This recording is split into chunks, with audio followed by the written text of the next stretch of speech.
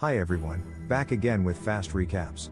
In this video, I will recap one of a comedy crime film from 2016 titled War Dogs. Before we get to the storyline, don't forget to subscribe and like for more movie recaps and have a great day. This is 2005, and 22-year-old David Packouz works as a licensed massage therapist in Miami Beach for $75 an hour. After dropping out of college, falling out with his parents, and quitting or getting fired from 6 different jobs, David is now stuck with massaging rich dudes. Tired of the whole nasty situation, David decides to change things with a big idea in his mind. This time he plans to sell quality bed sheets wholesale to all the retirement homes in South Florida. However, things worsen when old home age owners refuse to invest in older people's happiness and comfort.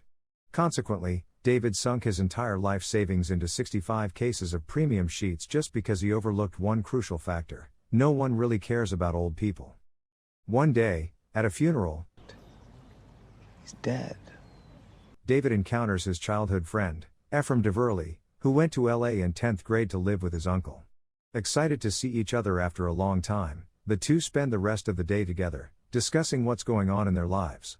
Ephraim reveals how he worked in buying and reselling arms on the internet with his gun dealer uncle, who deceived him for $70 grand. This was when he decided to come back to Miami to start up his own company called A. While looking for weed, the pals come across a gangster who dupes Ephraim into giving him $300 in exchange for nothing. With his weird laugh, Ephraim returns to his car, takes out a submachine gun from the trunk, and begins to shoot in the air constantly, scaring all the little gangsters away in no time. David, sick of being mistreated, is quite impressed by Ephraim for standing up for himself. On Ephraim's demand, David visits his office the following day and witnesses him impersonating an army officer. It turns out that instead of selling arms online to other agencies, Ephraim sells the weapons on the U.S. military's website, Federal Business Opportunities, which is like eBay but for war.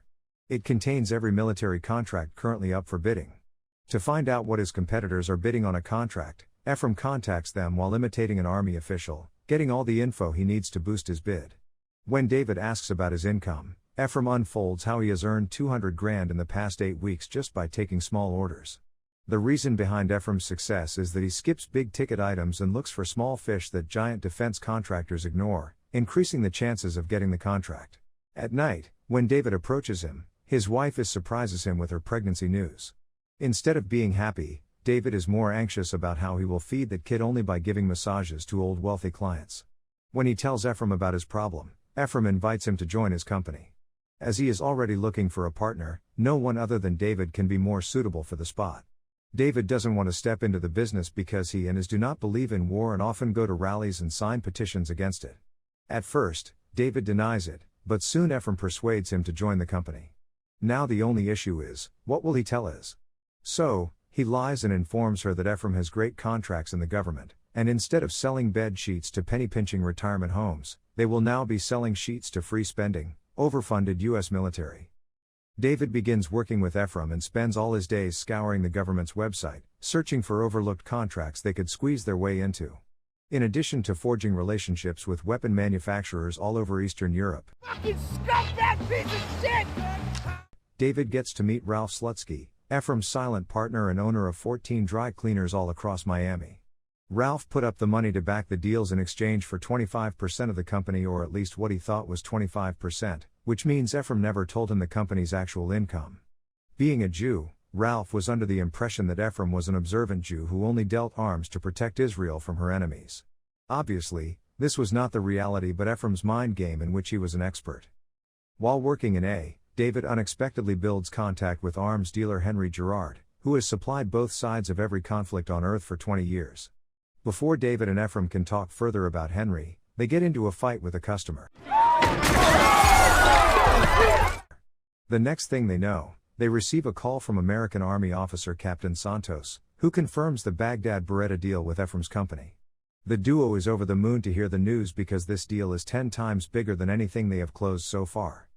After some days, David gets a call from Captain Santos, who wants to check on the delivery status of his Beretta pistols. Moreover, he wants to know if David and Ephraim have looked into new legislation in Italy. It turns out that Italians passed legislation last week that states that all arms shipments to Iraq will be banned. Although David responds that he has sorted things out, in fact, He has no clue what Captain is talking about. The problem is that Beretta is an Italian gun made and manufactured in Italy, so it cannot be shipped directly to Baghdad, Iraq. Unlike David, Ephraim is cool about the whole situation. He plans to use a U.S. ally country, Jordan, which shares a border with Iraq. As the country has on trading arms with Iraq, all they have to do is ship the guns from Jordan to Baghdad. While attending his wife's guests, David learns from one of Liz's friends that Ephraim stole $70,000 from his uncle. Thinking of it as just a manipulation of the real story, David doesn't take an interest in it. During the party, Ephraim approaches and informs David that Jordanian custom has seized their Berettas due to an expired permit. When Captain Santos learns about it, he threatens to cancel the order, which means they will never win another contract. All of this is overheard by Iz, who is enraged at David for lying about everything. Before David can calm her down, Ephraim knocks at the door and instructs him to pack some bags as they have to leave for Jordan to deal with their customs. Against their expectations, the American embassy offered no help dealing with the customs ministry. So, they have to take matters into their own hands.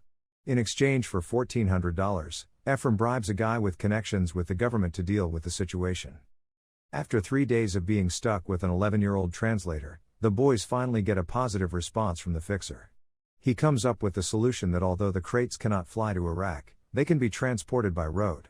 David is quite scared, but he has no other option.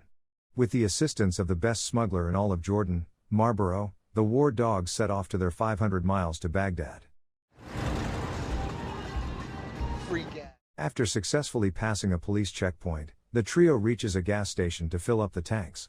While Marlboro is filling the petrol and Ephraim is using the bathroom, David gets a call from Iz, who now understands that David is doing all this for her and the baby. What kills her is that David has lied to her. Before their conversation can proceed, David witnesses 2 armed cars coming to the station. Ephraim! In utter fear and stress, Ephraim gets in and starts the truck while Marlboro somehow manages to make his way into the truck by running fast. Faster! Faster! We'll lose your back! Before the cars can pull fire on the truck, they are stopped by the chopper and MVs sent by the U.S. Army. After getting the Berettas, Captain Santos appreciates David and Ephraim for driving through the area called the Triangle of Death. Before returning to Miami, they get paid by the U.S. Army and take a few pictures to remember one of the most daring missions. Beretta deal put us on the map, after which they won several bids on the U.S. military's website. There was enough money to buy matching porches and 2 apartments in the same building. Ralph was so happy with his returns that he increased his original investment in A by $10 million, which gave the buddies enough capital to pursue more deals and expand the company. David is living a normal lavish life with his wife and the baby girl until he notices a giant bid on the website. The Pentagon is arming the Afghans for the next 30 years, and for this, they need 360,000 SVD sniper rifles, 1,084,000 grenades, 45,000 aviation rockets, and 100 million rounds of AK ammunition. It would be the biggest opportunity A would ever see. In an effort to win the deal, Ephraim and David visit Vegas X, where military and manufacturers come together to unveil the latest in warfare. The event is a complete disaster as the guys have learned that even if they can land the Afghan deal, it will be a logistical nightmare. Sourcing a deal of this magnitude means piecing together multiple vendors from all around the world, which will require dozens of shipment outfits and hundreds of permits. During their stay in Vegas, the friends are approached by the famous arms dealer Henry Gerard, who offers to fill the whole order for them. Henry Gerard is down at the bar waiting for us. Get the fuck out of here. It is revealed that Henry has contacts in Albania, a country that has spent decades preparing for a Western invasion that never came. As Albania is in the process of joining NATO, they have to dispose of all of their Soviet-era weapons, which means Ephraim and David can purchase the products at a low price. When Ephraim inquires why Henry is not filling the entire Afghan deal by himself, Henry unfolds that he is barred from doing business with the U.S. government and is on a terrorist watch list. David disagrees with the idea of working with a man on a terrorist watch list. However, according to Ephraim, this is how the U.S. government approaches the people they can't do business with directly.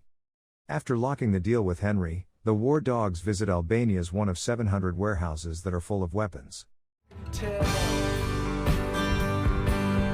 After successfully testing the 40-year-old ammunition, Ephraim and David get enough time to submit their bid before the government's deadline.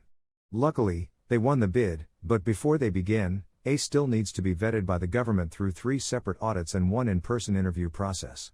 As the company has no real bookkeeper or even real books, Ephraim and David have to fabricate A's accounting, including ledgers, bank statements, and phony purchase orders going back 3 years. After the forged work is submitted, the duo is called for an in-person interview, where they finally get the bid officially.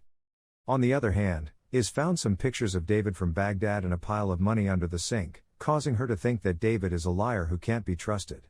To clarify his position in the company, David creates a 70-30 partnership agreement and gives it to Ephraim to sign. We can clearly see the expressions of dislike on Ephraim's face, but he somehow signs the paper. Yeah, man. Go crush it. After working for days in Albania, David learns that the AK ammunition's wooden box has Chinese writing on it, making it a Chinese product. As America has an embargo against China, selling Chinese ammunition will be illegal. David and Ephraim call Henry for help, but he is of no use as he thinks that it is now their problem. Hold us. What are we supposed to do? Do your fucking job! The ammo is worthless, and David is now stuck in Albania, trying to piece together new suppliers from all over Eastern Europe. After coming all the way from Miami to Albania, Ephraim puts an idea on the table. He plans to repack 100 million rounds of AK ammunition, which will not only allow them to save a fortune on shipping but also help them complete the order without delays. With no other option, David accepts the idea with a heavy heart. Boshkim, Henry's man in Albania, introduces Ephraim and David to a boxing and storage company owner, Enver, who will help them transfer those bullets into plastic bags and then in double-walled corrugated fiberboard boxes. In $100,000, the deal is done for the repacking of 100 million AK ammunition. However, Enver doesn't know what's the repacking for. All he is told is that the company needs to reduce the product's weight to decrease shipping costs.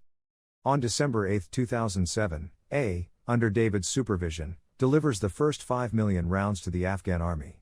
Everything is going great until Ephraim learns from Boshkim's uncle that Henry is charging them a 400% markup by purchasing AK ammo much cheaper from the Albanian government. When Ephraim informs David that he will cut Henry out of the deal and contact the Albanian government directly, David gets enraged and strictly instructs his partner not to do anything like this. Ephraim pretends to be convinced by David's suggestion, only to deceive him by disappearing the agreement paper and cutting Henry out of the deal.